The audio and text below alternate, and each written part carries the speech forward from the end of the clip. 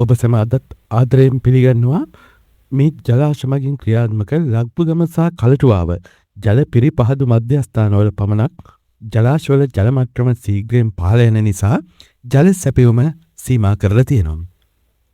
එසේ සීමා කර ඇති ප්‍රදේශ අද 2026 අප්‍රේල් 8 බදාදා දවස. මේ බදාදා දවසේ උදේ 8 ඉඳලා හවස 8 දක්වා පහත ප්‍රදේශවල ජල සැපයුම සීමා කරලා තියෙනවා.